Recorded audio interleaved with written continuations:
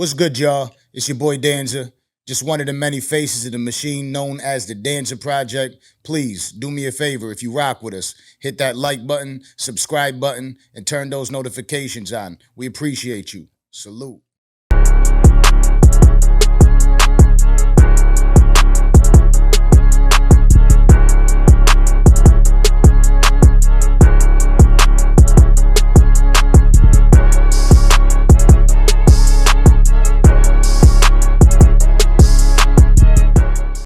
So we're live at Splash House. You know, I was talking about coming to Houston to interview Shakur Stevenson, and I can't go to Houston without fucking with you. You know what I'm saying? My brother, it's our love, family, million, for real. You know, when we had the show the other day,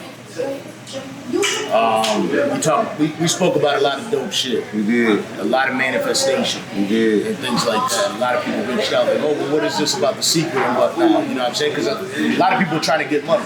Right. And they see how you're operating, everybody's trying to get on that page. Right. You know, so we're here at one of the more, I'm guessing that this is probably one of the more successful businesses you got. Yeah, absolutely, absolutely. And we actually got the chance to come and get it behind the scenes right now where it's calm. And there's not a lot of people up here that we can actually do this because it's usually wall to wall for the people. Heck that, but you know, this is one of my babies right here, Splash House, my first strip club, my first nightclub. I've done very well. I've been up for almost a year now, probably like 12. I mean, like 10 months. I mean, 10 months. So the main thing I want to know is how you feeling after that. After that situation, you got shot in the leg. I see you walking around great. I was live with Aiden Ross the other day, and I was up there with Aiden Charleston, and we were talking about you boxing. And I know you're fucking holding up, right? But they were saying it's gonna be a long recovery for you first. And I'm like, I don't know if Sauce is the type of dude that ain't gonna be moving around and walking me. Yeah. I can fight if I have to fight right now, but it's still not wide. I'm still hitting. I still got two big, huge holes in my leg. But, you know, I'm hitting. The one thing that I would say with somebody like you, I was shooting you a bunch of messages. Because you're a genuine dude. Like, you give a fuck about people. Yeah, I put it. So, when that happened, my thought was, where you at mentally?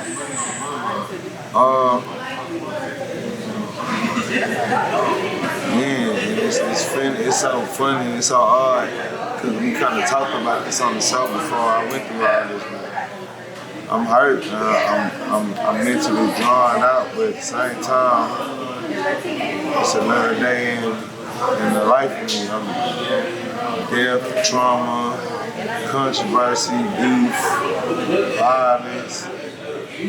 As much as I strive and work hard to overcome it, it's an everyday moment. Yeah. So like I'm kind of used to this shit. I'm kind of desensitized.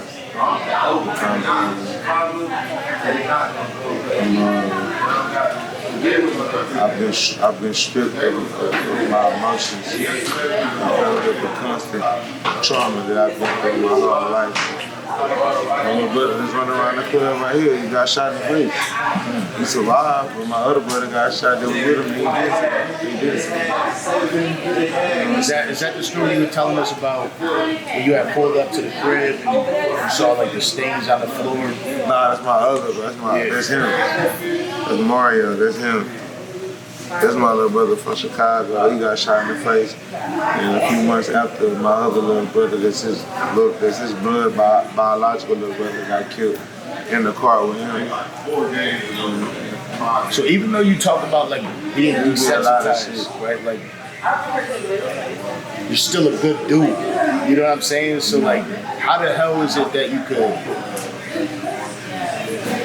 keep such a godlike vibe to you? Because you carry. That's how you carry you. You know what I mean? When we go to the bowling alley. Just seen it. And this is what I told my cameraman. I was like, yo, turn the lights off, because as we're walking through here, if the lights on, people are gonna just go to it. He turns the lights off, but it never changed. No, the vibe never changed. Never changed. I mean, you got a godlike energy. You got to carry that. You know what I mean? People are looking to you to kind of get that energy off you, how do you carry on with everything that just went on and so soon you just had such a positive vibe to it? Heavy as the shoulders of the king, you wear the crown. When you get the honor and the duty and the blessing to be appointed as a king, as a leader, a God-like figure, like what you said. People look up to you and people believe in you and people have faith in you and people praise you because you don't exhort the imperfections of the struggles and the pains and the failures and the faults that they have. They look up to you because when you go through the same things that they are going through, or you have overcome some of the travesties in their life that they deal with right then, or then they see that you overcome that unblemished. Not only is that the reason why people look up to you and love you and find hope and inspiration in you, but it's also the fact that like you are their statue. You can't. I look up to you because you don't break when I break, so you can't break. You don't have the luxury of crying. You don't have the luxury of grieving and dwelling in your problems, because if all these people that's in your kingdom see you to your knees, you know, what is the point of them being on their knees, bowing and praising the king? The king don't get to feel the pains and feel the struggles, even though the king goes through what we go through times 20-fold. But how can the king take on your problems and take on your hardships and give you care, understanding, fellowship, money, opportunity, but I'm too busy crying and heartbroken about my personal problems? As a king, as a leader, as a bank, as a insurance company, it don't matter what my personal business is, I'm ensuring you that you're gonna be okay, because you believe in me. So whatever goes on in your life, I'm your backbone, I'm your insurance. Whether that's mentally, physically, financially, real estate wise, having things in place to set up for you to fall back on. If I'm the king, if I'm the leader, if I'm the big brother, if I'm the father, if I'm the caretaker, then I understand that my responsibility is to be the rock, be the cushion, be the understanding, be the direction in darkness to other people that look to me for leadership or look to me for understanding. And with that responsibility, with that job, how can I be engulfed in my own problems and my own pain? I have to continue to lead, I have to continue to be great. What I saw that was dope out of this situation was you could have immediately just said, fuck it, I'm going back home. You stayed out in Memphis. It was like you really completed the mission. Most people run from all of that. And now I hear you, right? The way you explain it. What did that mean for you? And not only for you, but for Sayso P, for you to complete the mission, to be out there, to do everything, to complete the interviews. And how tough was it, or how easy was it knowing what you were doing it for? It was important enough to risk my life again after my life was already just almost taken. 24 hours left.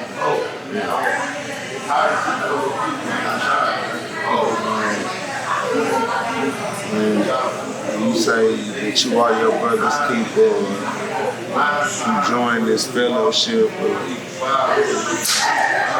Brotherhood, being in the same alumni, we gangsters, we player partners, we hustle together. If I call you my brother, I don't look at you as a friend. Friends come and go, brothers are for a lifetime.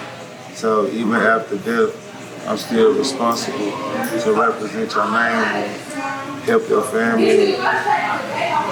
Just provide whatever clarity I can to your people, or just on your name and your future and the legacy that you left on this earth. I'm responsible to uphold that feeling. It's the sense of entitlement that that's my brother, not your brother. So, I think the way that I do things and go about things may be a little bit different than the traditional person, but traditionally they're not in the position that I'm at in life if they're sitting at home watching it and not being involved in this lifestyle at all. You at home watching it, but you also are involved. Yeah. So you understand it from the two-sided spectrum, because in your own world, you still play the same position of being the centerpiece in the chessboard. There's some people in this world that will never understand the responsibilities of being the centerpiece, being the glue. In the midst of your father dying, or your grandmother dying, or your cousin dying, or having a baby, or whatever it is, you still own this company over here, you still run this real estate over here, you still have 25 employees over here, 100 employees over here. They couldn't not come to work and not pay their bills because their kid got cancer, because their mom died, because their car got repoed when they came outside of their house to go to work. Their car was repossessed. You still wanted them to show up to work. So you're a boss in the company and the business owner. People put their livelihood in the hands of you and your company and your business just because you having personal loss and personal things is going on. The ball got to keep rolling or you're not going to be in the game at all. You recently went viral, right? Because you were talking about how, everybody immediately is talking about slide for this, slide for that, right? And you went viral saying you ain't got to do that. They took that man's life, and you had posted up a clip talking about revenges, with Tupac, revenges like the shoot. Now, I got the luxury of getting to know you. I think that anybody in their right mind would feel a little bit relief, right? Like that somebody got taken away and took somebody from you. But do you feel relief, or do you feel just kind of like exactly what you're saying? It's, part of the game. I never feel relief, but at the end of the day, I ain't supposed to be happy that the universe and karma gave the same judgment that was given to my brother to somebody else. At the end of the day, shit, where I'm supposed to be. Like I told you, I'm going to continue to be happy and enjoy my life regardless of whatever the outcome is. So at the end of the day, it's like the people that enjoy my pain, people that laughed about my pain and celebrated my pain, celebrated my loss. So at the end of the day, I'm just happy that the universe continues to bless me and work for me and to see me have the last laugh and see me still to be able to live and go home and feed my family, see my kids represent my brother's legacy. I don't know nothing about nothing. Shit wild to me. The whole everything about this shit is wild as fuck to me. But at the end of the day, it's more or less.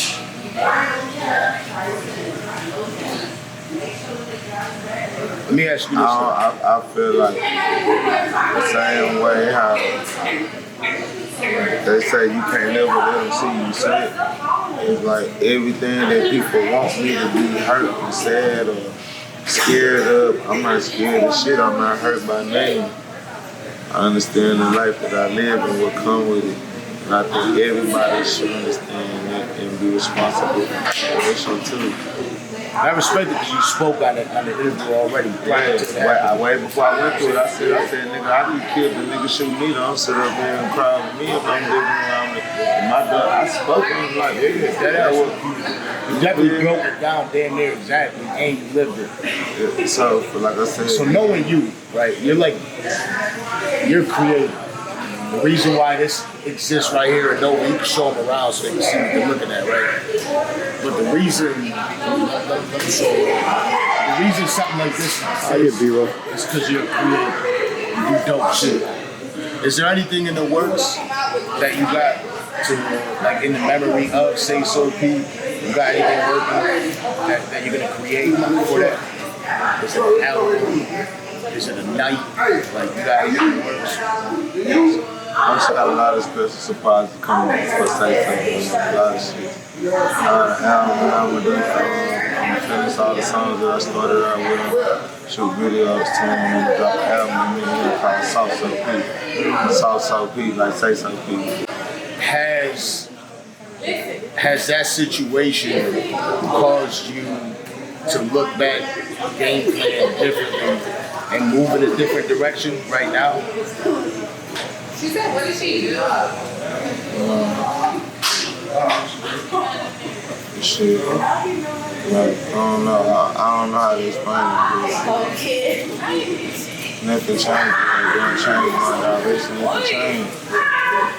I think you did explain it though when you saying happiness is the crown for the king. You know what I'm saying? It is what it is. I know what I am. I know what it is. I know what the world is. I know what not just myself, every king, any young man in my position is up against the same demons. And sometimes in life, the people that you choose to be friends with and you choose to be associated with, they got their own demons and their own problems. And sometimes in life, you gotta be a man to understand that you might put your own life in danger because of somebody that you choose to be friends with, choose to call your brother. It's just like you, I call you my brother. I fuck with you. You investing in yourself. You investing into your business and your company. You investing into my business and my company to see you grow, see yourself grow. You invest time studying me, studying what I do, studying my music, studying the way I live and think, studying my business structure. You know what I'm saying? So therefore, it gives me a personal relationship with you that's outside of the business. But you might have people that personally don't fuck with you, that's feeling fucked up with you. But just because I fuck with you, I don't give a fuck who don't fuck with you. You my man. So just by me being your friend, I can put my life in that, and it has absolutely nothing to do with me. But that's what comes with being a black man in America or a brown man in America that's striving success is not coming from because you can't even say that because niggas is robbing and shooting at anybody. So you can't say that. When you black and you brown and you living in the world that we living in, to come with people contesting your position, people jealousy, people want to rob you, people want to shoot you, people want to kill you just because they don't want to see you have more than them and be happier than them. And sometimes niggas do fucked up shit. Sometimes the person you cool with and did some hoe ass shit, did some fucked up shit in the street. It just go up shit, be how it be. But, you know what I'm saying? If I love you, if I fuck with you, I'll fuck with you. And I appreciate you, letting me come out here and shit like that. Again, it's something I had to do. Now, I to like celebratory shit, because I am out in Houston. We went to the bowling alley. I get to the bowling alley. I'm thinking this dude is talking about like a regular bowling party. Like I know a bowling party. I don't think it's gonna be like this. You walk in, you the food's there, Days Low, Trade Truth, Peso. You know what I'm saying? There's a couple other people that were out there. But this Houston vibe, I damn near might have to move out here. It's different out here. Man, it's another place like it on earth. The only thing that's almost like it is Miami. This Houston is like, it's its own thing, but if you was to compare the speed and the nightlife and the amount of opportunity to have fun, it's like Miami with no water. For real. It's a one-of-a-kind place. It's always alive. There's always beautiful women around. There's always activities. There's always fun. There's always something to do. This fight, I might have to move out. Most people move away from home to enjoy their success. You know what I'm saying? Most people this some really shit right here you want to see. This shit they don't want to see. It's different. It's fire. But most people move outside of home to really like reap the benefits. Because at home, it's like, you know how it is for most people. When you stay at home, you're hated at home because people don't want to see you excel. I feel like out here, people really want to see you excel. They want to see you do good. Or am I tripping about that? Out here, it's more or less like everybody that's in the same circle that's around each other, everybody kind of like earned their spot, so we all happy to see each other be successful. Like, it's been a long journey that we all went through in this community and in this city to get to these positions that we're in.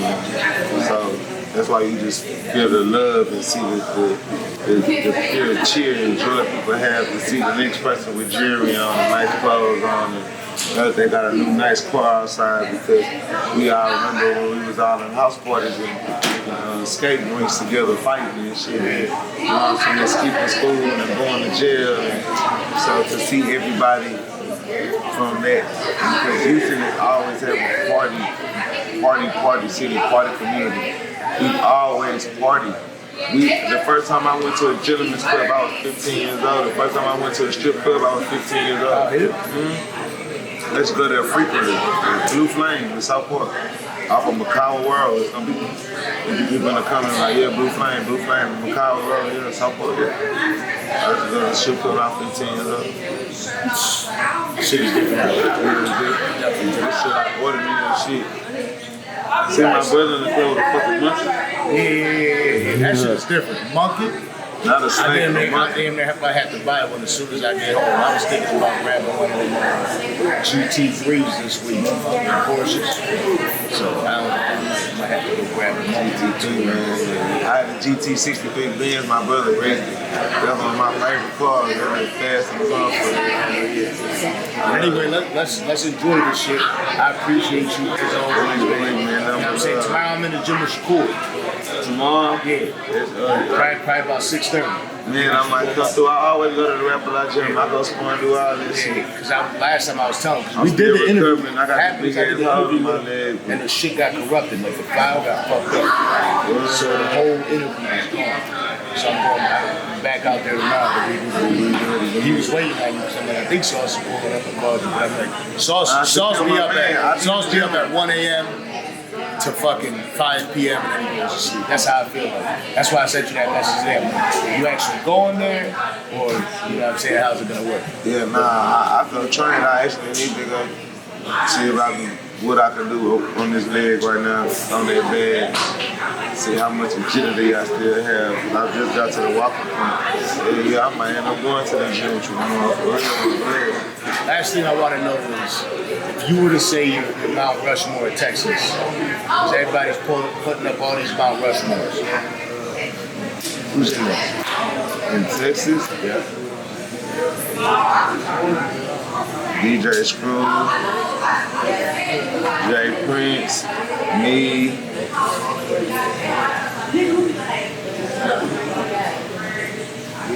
You got 4. MC. It's only 4, right? Mount Rushmore's 4? Yeah, it's 4, so that's a 4. MC. Yeah, because my fault, do they gotta be rappers? It's just like the most important. Nah, it's however you see it. Like of the history of Houston? Yeah, we can stick to just Houston. Texas? Let's just stick to Houston. This is home. This is where we You say Houston? Houston. If you say Houston and you take Pimp C off, because he's from Port Arthur. Pimp C and Bun B from Port Arthur. If you take Pimp C off, I don't know. But who I just said? Jay Prince, DJ Screw, me, Travis Scott. Travis Scott is Slim Thug. Yeah, Slim Thug, somebody that catch up to. Slim Thug, that man. You be talking that shit too. I feel like a lot of y'all out here talking that shit. Again, I appreciate you. Let's have some fun. You know what I'm saying? Definitely appreciate you. Nova, I appreciate you too. Danza Project, baby. Let's get it.